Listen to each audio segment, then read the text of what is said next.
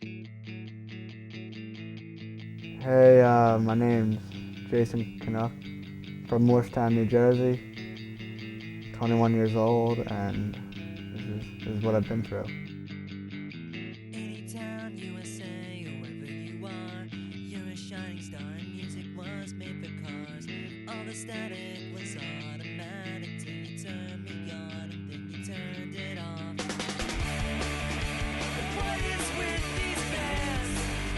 I just don't understand. What is with these songs? They're all 2 minutes long. What is with these trends? Will it ever end? You know, I don't think so. 8 years ago, this past June, me and my mom were in a really bad car accident on the way to the beach, you see. We were coming back to the beach from a hockey game. We were in deadlock traffic in this lane right here. A lady was falling asleep, was veering into our lane. Woke up right before she hit the people, swerved towards the trees, and then swerved and back and teed me and my mom into a field going like 50 or 60 miles an hour. When we were both helicoptered to the hospital, both pronounced dead. My mom died a few hours later, but they kept me on life support for longer because my brain was younger and could heal faster.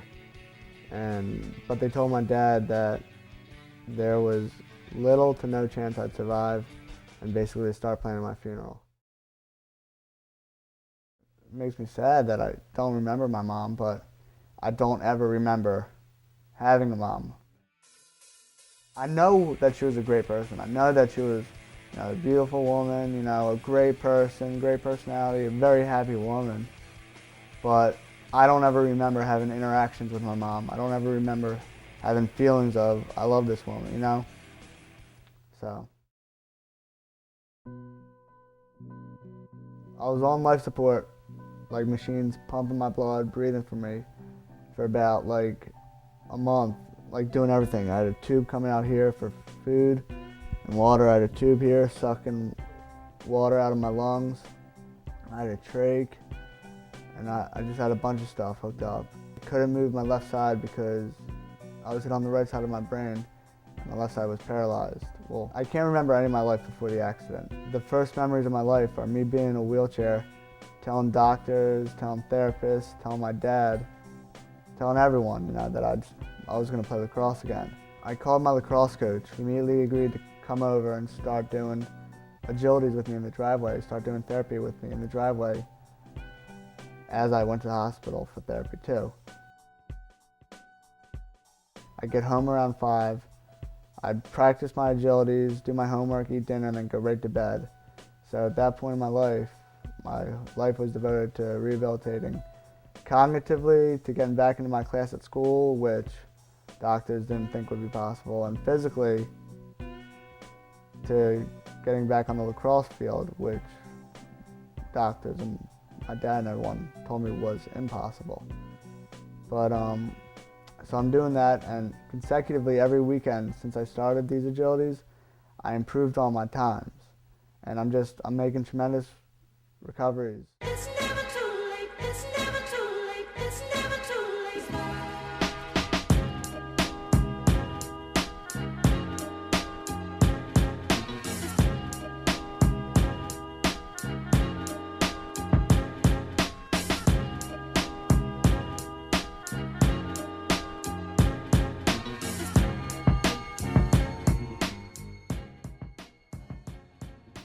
My lacrosse coach, he wouldn't let me give up because he was the one person that believed in me, the whole time. He treated me the same. He treated me just like a normal person. While my friends wouldn't even throw the lacrosse ball with me because my dad told them basically to make me give up the dream of playing lacrosse. My lacrosse coach would be pushing me. He'd come over to do agilities with me in the icy cold weather, and he'd push me to make the better time, and he'd always be pushing me, and he would never let me give up. My lacrosse coach persuaded my dad to let me play lacrosse as a goalie. I had to switch positions to goalie so that I would be protected by the crease from getting blindsided, because that's what they were afraid of, me getting, like if I got blindsided, I'd get a concussion. So I was protected by the crease. So after we persuaded my dad, we went to the doctors and my dad got them to clear me to play goalie that season. So before this, as a 5th grader, I played for the 6th grade team. As a 7th grader, I played for the 8th grade team, always playing a grade up. And as an 8th grader that year, I played for the 7th grade team. I played goalie for them, learning the position of goalie and rehabilitating. And I played that year, and then that summer I went to lacrosse camp. I won Best Goalie Award at Nike Lacrosse Camp. And then that freshman year, I was the only freshman on varsity backing up the goalie. You know what, it's funny because they got so mad at me because whenever I was clearing the ball, I would never stay in the crease. I would always run the ball up the field and try and play offense.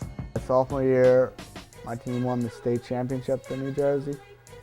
And by my senior year, I was the all-star goalie in New Jersey, and I got recruited to play college for 2 years.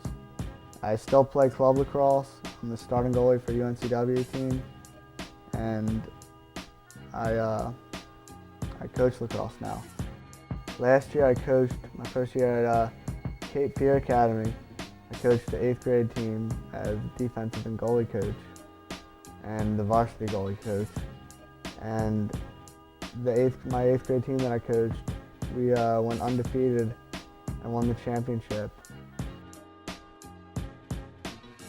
I wanted to start lifeguarding one year, and I really wasn't a good swimmer, to tell you the truth. I was a horrible swimmer.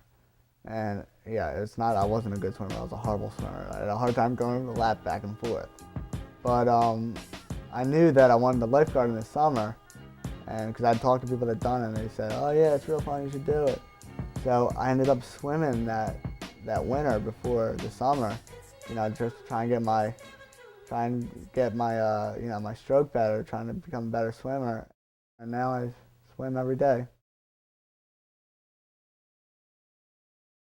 You can't really take things for what they are. You gotta look at the whole picture, like what it has the potential to be. You can't everything can't be black and white. There has to be a gray area. Room for improvement. You gotta realize that no matter how bad you have it, someone always has it worse.